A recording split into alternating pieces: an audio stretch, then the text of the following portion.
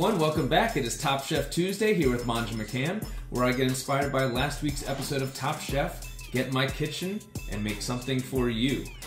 As a reminder, you can always go to manjamccann.com where you can get all the recipes for this and any other thing you could think of.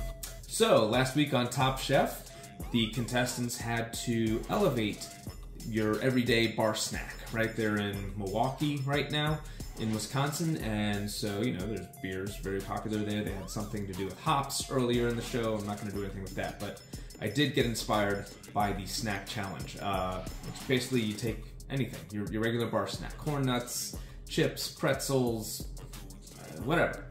You take that and then you kind of gussy it up and make it into something nice. There were two things that inspired me. Manny suggested someone do a potato pave, which I was almost going to do, but upon consultation with Mozzabella, she said I should go with my other thought and upgrade a pretzel. So that's what I'm doing today. And also, Mozzabella, being married to a pretzel hound, already got to the bag of pretzels. So it's fine. I'm going to make a fun little snack with these pretzels. I got some chocolate here. I have a tart pan. That's right, I'm going to make a chocolate tart with a pretzel graham cracker crust. Not gonna waste any time, let's get going. First things first, we have to make our crust, and we're gonna do something called a blind bake, right? That's where we get our crust ready, we put it in the pan, throw it in the oven, bake it so it cooks up real quick, and then the filling is melted chocolate, right? With some cream. We just pour that into the pre-baked tart shell, throw it in the fridge, let it cool and firm up, and then it's pretty much go time. So, I have some pretzels here in a bag, and you could punch it, but since I'm gonna have to roll out dough, I'm gonna go ahead and use this. We're just gonna do this into rough pieces. You know what? It's been a day at work. That looks pretty good. That looks even better. It's about 3/4 cup, 4 graham crackers. I'm gonna do the same thing, just chop these babies up.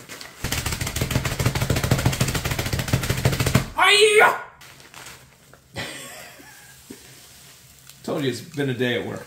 A half cup of flour.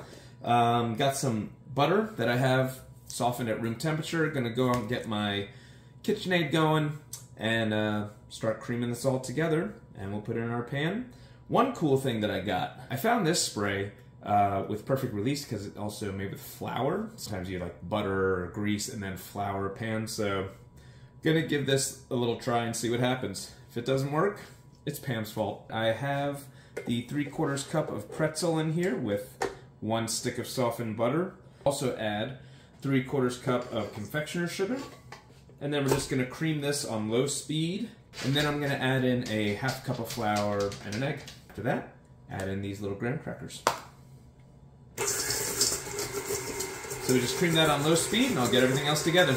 Alright, it's been a couple minutes. Now I'm gonna add 1 egg and a half cup of flour. And now I'll add in the graham crackers. I don't care how old you are, this is fun. Alright, so now we're just gonna press this down. Does it very easily and it doesn't stick to your hands. Try to get this into a uniform shape at the beginning and it makes your rolling out into a circle much easier. Put this in the fridge, 30 minutes, chill. You can leave it chill for an hour. It's up to you. World's your oyster. The dough has chilled for 30 minutes. I've put on an extra sheet of plastic wrap here to go on the bottom because we're supposed to roll this out a little larger than the pan. Fun fact, I went ahead and used that Pam spray and it looks promising. And what's even better is it smelled amazing. Like it smelled like a birthday cake. So, thanks fine folks at Pam for making that. Well, we'll see if it works. But if it's functional and fun, smells good, makes you want to get cooking, reminds you of fun little birthday times, come on. What's not to love about that? Alright, so we're going to roll this really thin, okay? And you see, another baking tip I've learned along the way about rolling stuff out is to, we're losing some space here. I'm gonna readjust. I always start in a rough square or circular shape, but then when I would roll out, it would never be in a circle. And I was like, what is going on? What am I doing wrong? And then I found somewhere online, someone said, you gotta rotate it, move your dowel or rolling pin as well. And it makes sense, right? And now all I'm gonna do is overlay it, flip it, invert it over my prepared fluted tin. Look, this has a removable bottom. Very important for later when we want to take the tart out, okay? I hate doing stuff like this. I don't know. Oh. Okay, here we go. We're going to readjust here. Carefully pull this away, all right? Don't do it fast, because you might break the crust, and you don't want a broken crust. It'll be fine, but, you know, we're going for pretty points here. And now we're going to press it. I'm going to dampen my hands, though. Just a little wet, okay? That'll prevent it from sticking. Just flattening it out, pressing it into the edges, making sure we have firm contact with the surface, the bottom surface. Look, now we're just going to go like this. Press it into the edges. I'm just going to rotate around, use my fingers. Grabbing a knife here. That's not a knife. Cut away. You really don't want any overhang here. It's not like your traditional standard crust where you fold it over the top,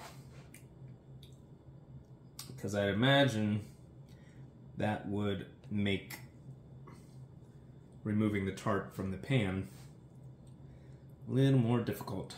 See any little spaces? Go ahead, add in some extra dough. Our tart has cooled. It's been in the fridge for 30 minutes, so it firms up. And now we need to blind bake. Remember, blind bake is, we're not putting anything in, we're just cooking the shell. And we don't put it in uncovered because two reasons. One, it can rise and get uneven and bumpy, and that's not good for your filling. And two, is we don't want it to brown too much. So we take a little parchment paper. What we normally do is put in pie weights. And I bought pie weights recently, but I couldn't find them. However, I had my little trusty can of beans, and these I only use for baking. I don't reuse these, you know, to eat, and they work just as well. And so it's just enough weight to keep everything down. I'm going to pop this into a 350-degree oven. Okay, I just pulled this cream off the stovetop, and I'm going to dump in my chocolate here. We're going to cover that, leave it for 5 minutes, and now we're just going to mix this through. Nice and easy. Once we have the chips starting to melt, there's no loose chips going around, we can speed up this whisking process. Oh, this is so good. I love watching this transformation. Now, it's completely chocolatey.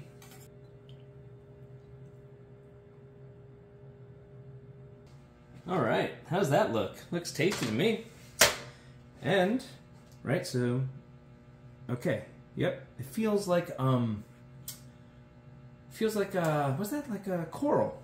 This has to sit and cool, completely cool, so this is probably going to take somewhere about 45 minutes. The chocolate tart filling needs another 40 minutes or so to cool.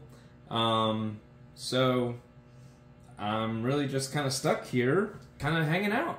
But, you know, I got pretzels, I got Miller High Life, the champagne of beers, and, I mean, might as well, I thought this was very amusing on the show. If it's the champagne of beers, might as well drink it out of a proper glass, right? So, I mean, almost looks like champagne. Ching ching.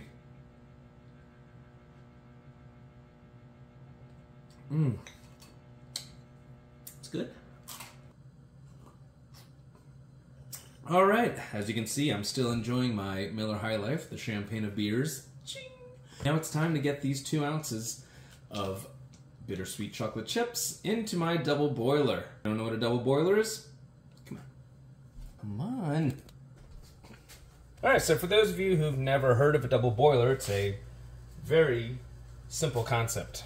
All right, so you have a pot, you have water, you have a bowl, but you have a bowl that is not touching the water level. The water level is lower than the surface of the bowl, okay? And then you just add in your chocolate, bring the water to a boil. And the reason that we do this, you don't want to scorch, you don't want to burn your chocolate. All we want to do is just heat up the chocolate and melt it softly. So the heat first hits the pot, which then warms the water.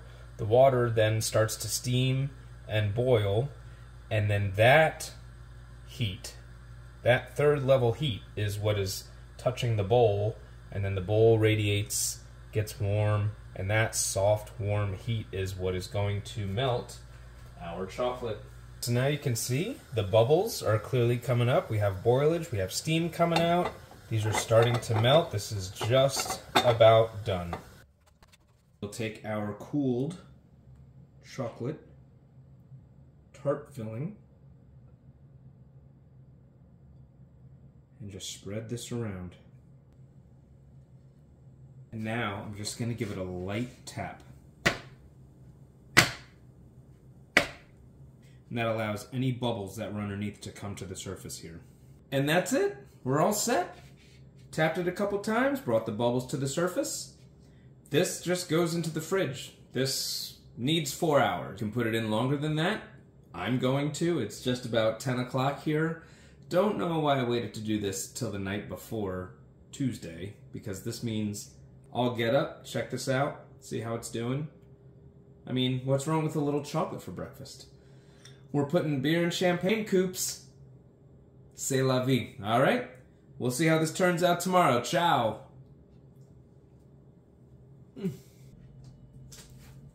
She's a beauty, isn't she? Yes, she is lovely. And this is very easy. Remember, I told you, comes out right on the platform. Things are looking great and delicious. We're gonna garnish this, right? Everything gets a garnish. Want to heighten your flavor. Here's some Maldon, some flaky sea salt, and we're just gonna sprinkle it over, right? Looking beautiful, looking nice. Just a little, not a lot. And little chopped up pretzels. Yeah, you can garnish with pretzel too. I mean, it is a pretzel challenge. We might as well get all of our pretzel on it. All right, that's good. That's it. That's enough. I'm done. Now we're gonna cut through this baby. Serrated knife is the way to go. Okay. So we have our chocolatey pretzel graham cracker crust tart with the pretzel and sea salt.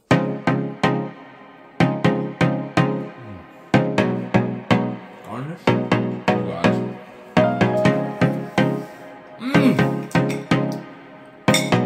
This is so good. Monty McCann did it again. Took some pretzels, made a little tart. So, come back soon. Probably not going to be here next week because there's the eclipse. I'm going to be out of town all weekend. Going to check that out in Middle America. Hopefully we'll have a lovely day of weather where we can see total eclipse of the heart. Go to monjamccann.com for the recipe for this delicious chocolate pretzel tart. All right, see you again. Ciao.